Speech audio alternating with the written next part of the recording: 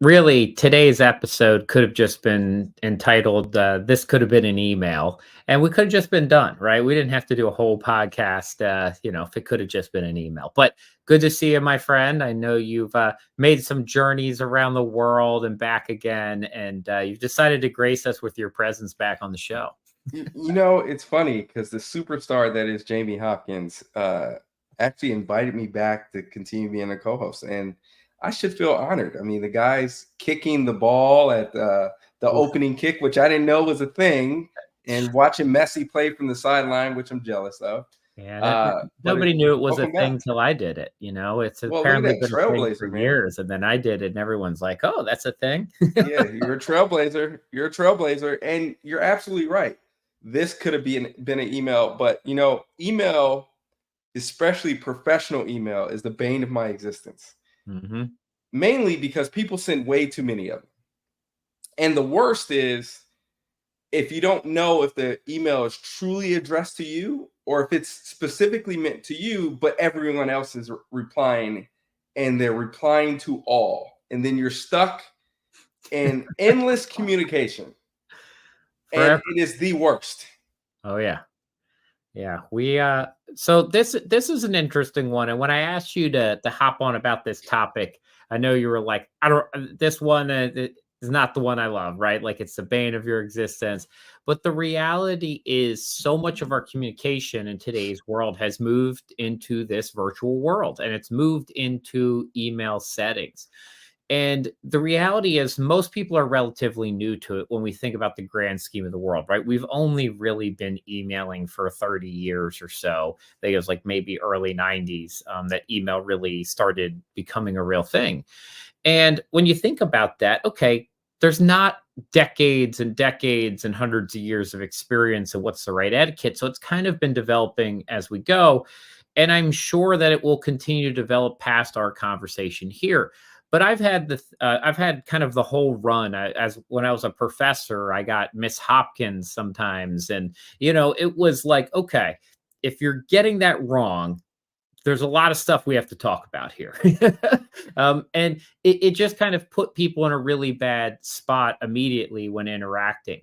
So that's one of the things too, is like figure out who you're addressing. You and I actually have this as a funny story too, the way that your Gmail was set up. And I got your name wrong the first time because I thought it was Dr. Honey instead of, David Roney. That was an immediate thing that I got wrong when emailing you the first time. Yeah, it's funny because you're not the first person to do it, right? And people do it all the time. But that's like a simple thing, and I've done it. I've made myself look completely ridiculous. I've sent emails in trying to connect people, and then either misspelled the Mhm. address, or I completely forgot the person. I'm like, okay, faux pas. Let's try this again. But I mean, it's as simple as that. I know in the business setting, people like to talk about the order that the recipient that is on there. To be honest, I don't really pay attention to that specifically because that is a lot of effort. I don't have a lot of time. And to be honest, I view email, and I take this from a former boss. Email is meant to not have things that need to be addressed immediately. These are things that need to be addressed like in the next couple days, in the next week. If you have an immediate issue, it should not be communicated via email. And that's one of my major problems. I'm busy. I don't have time to sit there and monitor my email all day. And then the worst part is if you write me a 5-page letter dictating things, I'm never going to get all the details because I'm not going to read it. It's Yeah. just a reality. If you can't capture what you need to say in the first 3 lines, I'm not going to read it. Yeah, and you started off with some good points, which is, and we're just going to kind of, I think go through a bunch of do's and don'ts here today on this topic, which is, make sure you're sending it to the right people. I mean, that's like super basic, but to your point, I don't know that the ordering matters as much anymore. I know that was a rule for a while, right? Like put the CEO or the top person up there first, and then kind of work through your list of people. I don't think it's as big of a deal anymore either. Like to your point, I don't check if I'm first, second, or third, or what order somebody put me on the list. that doesn't seem to matter. But make sure you send it to the right person. I think making sure you have a concise, kind of, header of your email too is important, right? What is the email title? Sometimes people send me ones without any, but it makes me not want to open them too, right? You just get the email with no subject line. You're like, well, that's probably the last one I'll ever open now, ever. Like, I also don't like it when people put it as important when it's just a general email and it's not super important. If it's important, to your point before, like pick up the phone and call. And I know that we were talking about that before, but what do you do, David, when you have something really important? And, how do you communicate this in a professional way to somebody? Yeah, the first thing I do, if it's really important, it's time sensitive, I give them a call. Or if it's very nuanced, I give them a call. If it's something that has a level of impact on the organization, I give them a call. And you see where this is going is I give people a call first. The email is just to summarize, or if I need to provide further evidence, or if they need to store the information for later and I need to transfer a file, then I send an email. Hey, this is just a follow-up, quick email. Hey, this is just a follow-up to the conversation we just had. Here's the documents I spoke of. Please let me know if there's any questions or concerns. Very respectfully, Dr. David Romey. Very simple, man. I don't have time, and I'm assuming other people don't have time to sit there and trying to figure out what you're talking about. And when in reality, it could have just been a 5-minute conversation on the phone. Sending email is something like checking the regular mail. You should do that like maybe once per day, right? It should be something that you have to sit on all day. This isn't AOL Instant Messenger, and this isn't text messaging. Heck, if you really want something to be immediate, send me a text message. Easiest thing to do. Yeah, what I will say is that that dynamic of your workplace might be different for different people. There are lots of jobs, I'd say, today where email really has become like instant messenger and immediacy work. It depends on the business line. Some business lines not going to be the case. There's going to be other systems, teams, and maybe an improved texting chat. Some companies use it more like a texting world. Now, again, I think you would put that in the do not do etiquette, but you do have to understand kind of how does the company function a little bit. The other one I'll throw out, though, as you kind of mentioned, is actually make sure you check. What I see over and over again, and this is FinServ Fellows, I'm talking directly to you, is actually you don't check your emails often enough. Things go weeks, months, and I hear this from your professors too, right? It's like we send emails and sometimes we get replies like 2 weeks after we ask for a reply back. And so that's important, right? And you do have to pay attention to time sensitivity of emails. Sometimes you decide, hey, I'm going to backburner this one. And I will sit emails sometimes for weeks without really going and maybe resolving the underlying thing. I will reply to somebody, but I use kind of like where I keep stuff unread as kind of my to-do list. So I'll go through, I respond, but I'll leave something as unread as kind of a task for myself. Now it depends on how I'm using email in different situations, but it's a way to use it. Not everybody uses it that way. But you should reply back. You should check it, at least once a day. And even if you can't write the whole response, it's, hey, I got your email, get back to you shortly. I got to check on a couple things. That's perfectly okay. But the kind of long sitting without replying to people, that can be harmful. You lose out on opportunities. And, some people take that, oddly enough, like very offensively. And they'll be like, hey, you didn't reach out to me. I emailed you already. And that happens too. Yeah, I mean, so and my former boss had this down to a science, right? And I watched him do this. Now, he's very OCD and he knows he's very OCD, but every email that came in was categorized. Mm-hmm. He knew what area it came from, and then he would just go through and check that category. Now, if it's something that needed to be addressed in 24 hours, he would address it right then and there, but he would triage every email that came in at the beginning of the day and at the end of the day. And he would put that as part of his like top 5 things to do. Mm-hmm. Now, for me, I do that as well. And I stole a little bit of that. I'm not as OCD as him, and where I have a rule set up to put everything in files and folders and go through that way. because I just get too many emails and I don't have enough time to do that. The interesting thing is that when I'm doing this stuff, I sort of, where did Jamie go?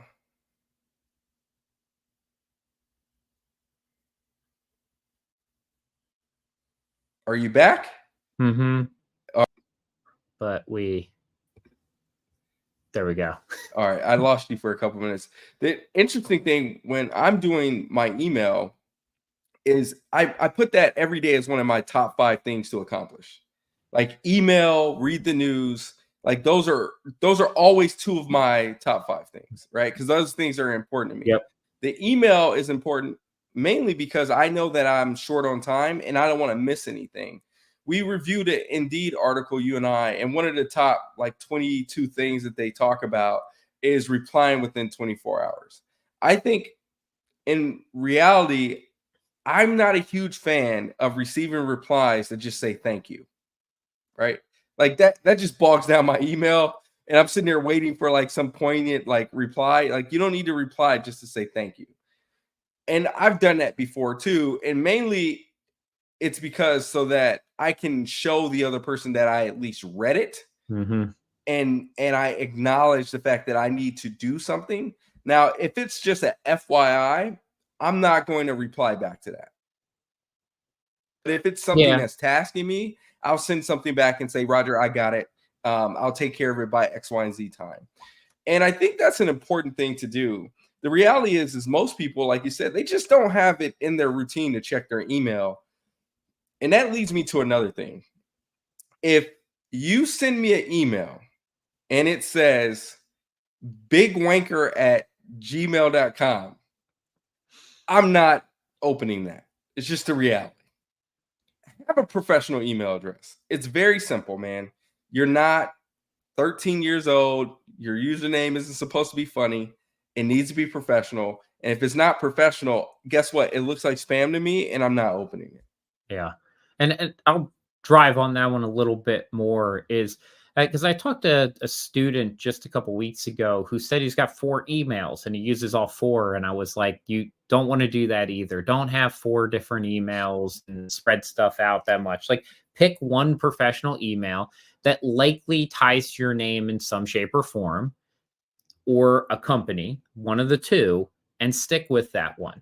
The reality is when you to your point, when you make up funny names, when you make up names that are maybe tied to superheroes or something else, again, that aspect of spam comes back up. And the reality is if you get emails that kind of sound funny from the sender, right? That it's, Batman's best friend 84. You're like, I don't think I'm going to respond to that one, right? Like, even if everything else seems legitimate, that is one factor that's going to reduce the likelihood somebody actually responds to your email. We talked about the other part before is just like, don't guess on people's names. Don't shorten stuff down before you know somebody too, or pick a Mr. or Mrs. if you don't know, or like take Dr. David Roney and be like, hey, Dave, how you doing? And,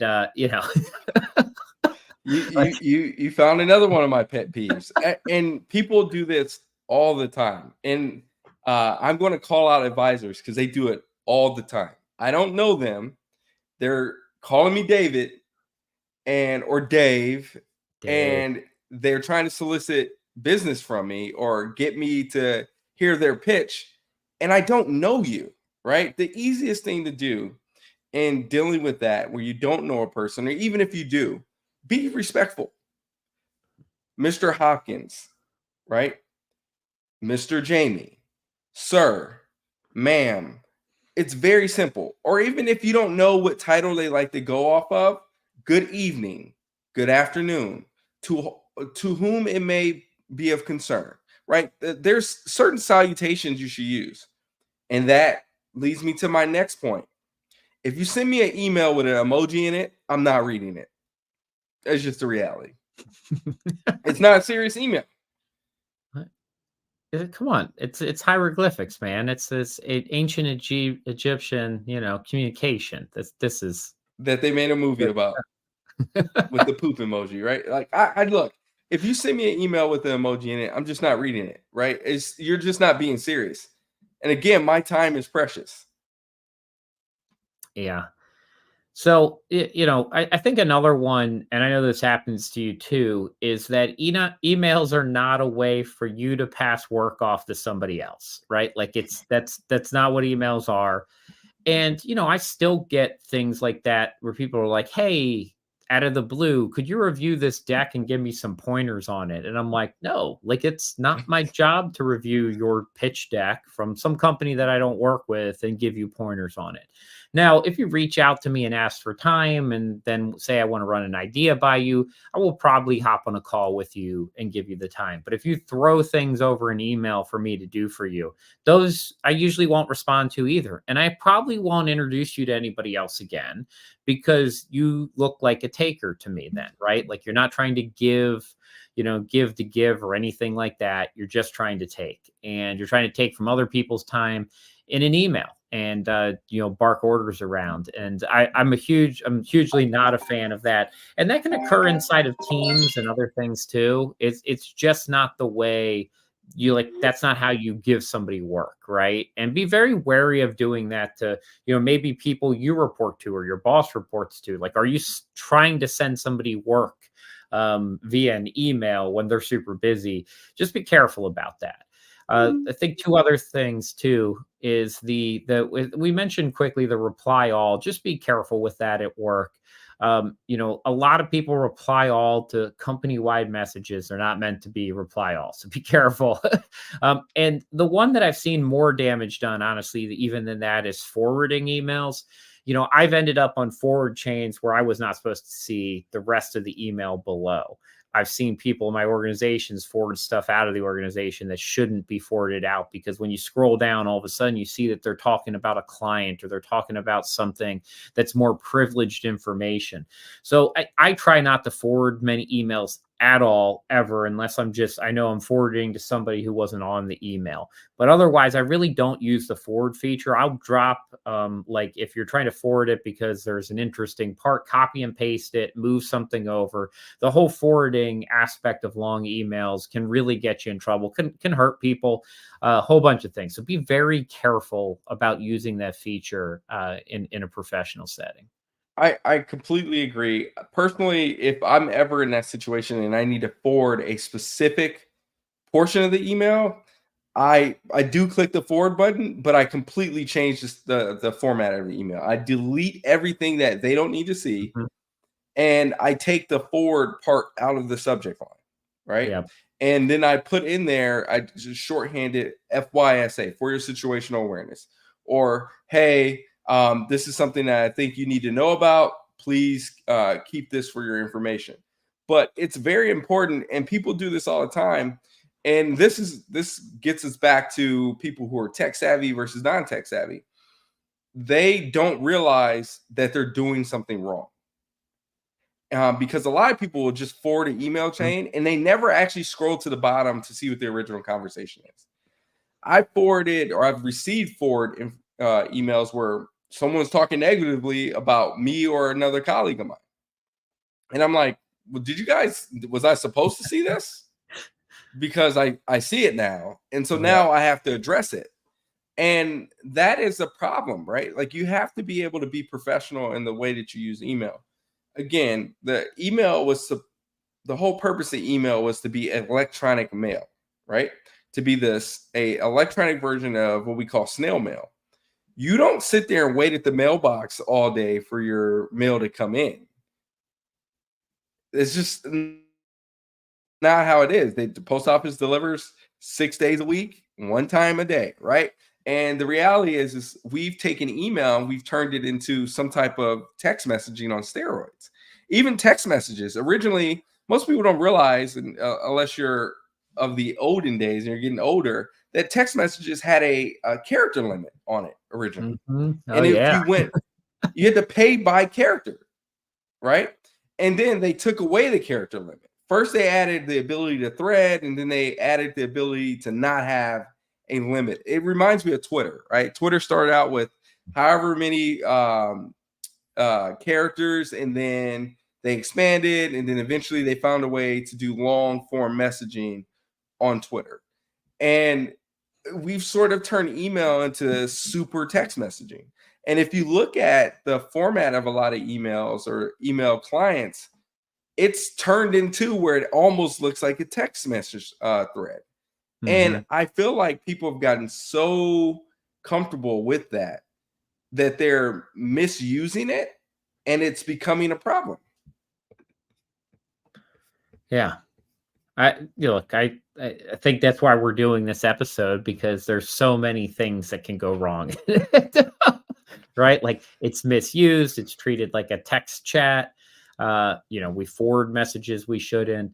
Some of the ones that are less harmful but always good takeaways too is like, make sure you put the right attachments on things. And I will tell a funny story about this one of my own pain. Right? This is learnings from people who have messed up along their own way. So I was working for a political consulting company in Washington, D.C., and I was supposed to be writing an article for them for a speech of, I think, a governor that was around, kind of climate change.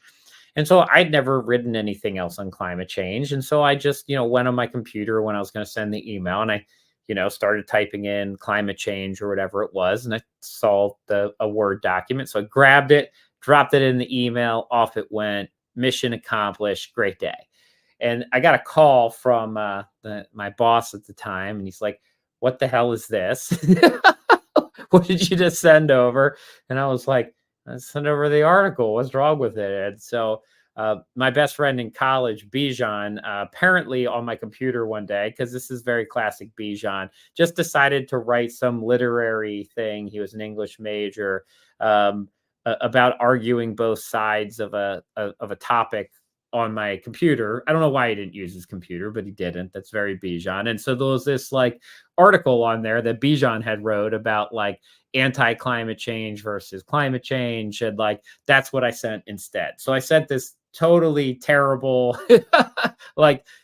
email, basically arguing the other side of what I was supposed to be working on this whole time, not even my own work, because I didn't even know it was on the computer. But it was one of those moments where I was like, super embarrassed, horrified. And, I sent over the correct one right away. But it was one of those moments where it's like, yeah, you know what? You can click on the attachment and open it and check to make sure the right one is there. And I do that a lot more now than I used to, right? Is like just the right file, make sure it's the right one. Because sending an unfinished file or ones with notes in it or the wrong one like that in the right situation can be really harmful. Obviously there's much worse versions of that out there. And I think one more I'll add, and then, get some of your feedback is, as an attorney, I also tell people all the time, like, be careful of some of the things you're putting down into written form anywhere.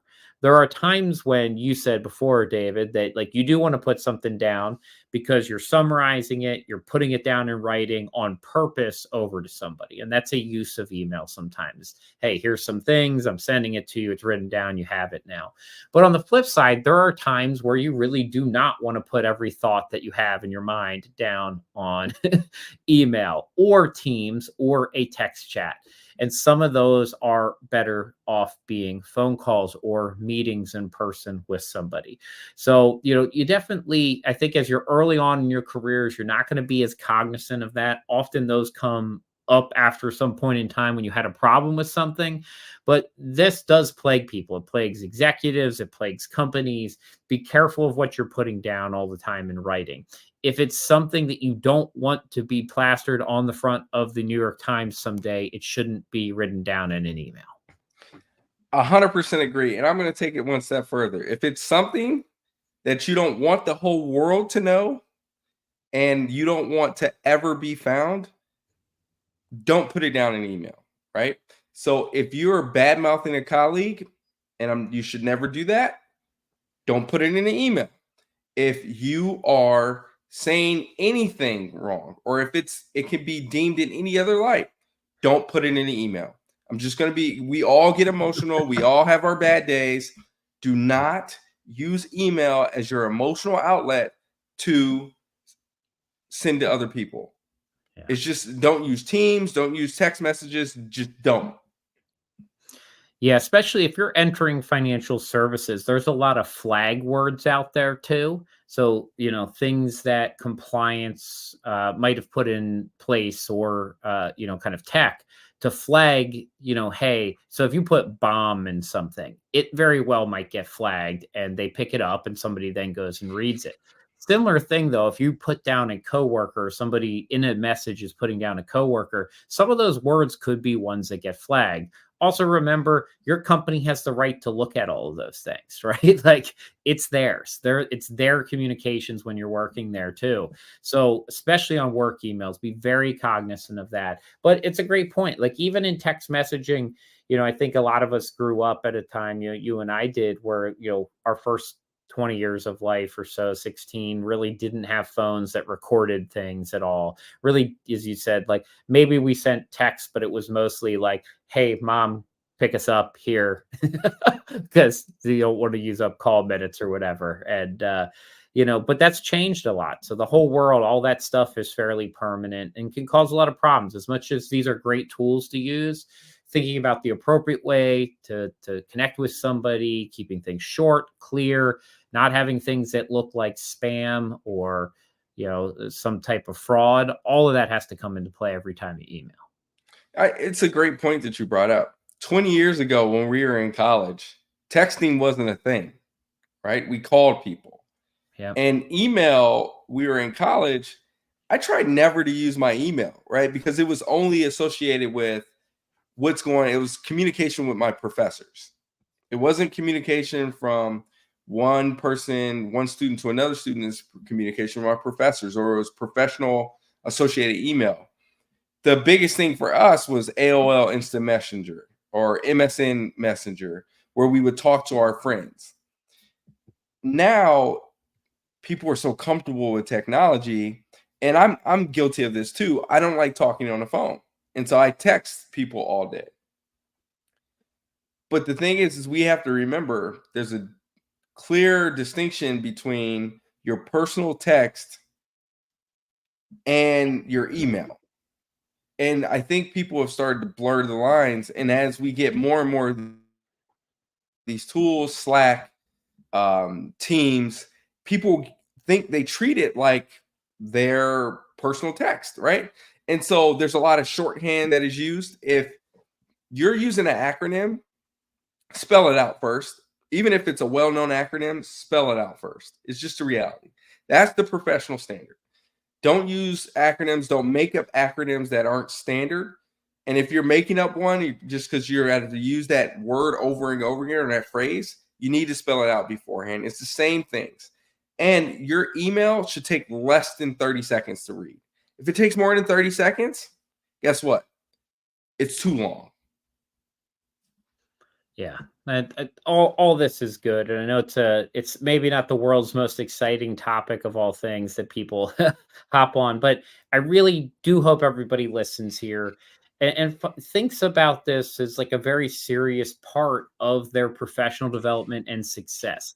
Bad emails, bad email etiquette can cost you business, raises, job opportunities. It can cost you introductions to other people, right? It can kind of get you pushed out to the side and people aren't going to help you. So it is really important. It can get you caught in lawsuits, all kinds of things.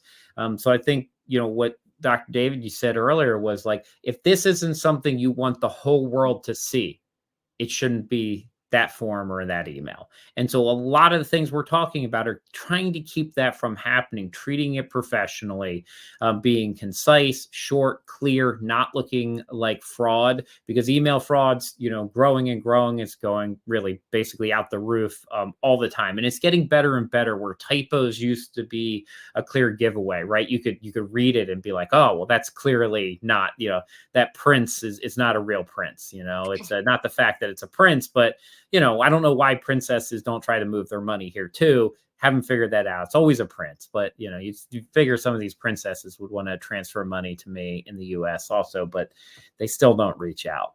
So yeah, me either, man. I know it's weird, but but email etiquette, professional communication. And I know we originally were going to go broader than this, but somehow we spent 30 minutes on email etiquette because it is that important. I think it's a small part, but can be really damaging if done poorly throughout the course of your career. Agreed. And guess what, folks? That's the episode for today. All about email etiquette. Could have been an email. Could have been an email. All right. Thank you, All my right. friend. See you later. Appreciate it.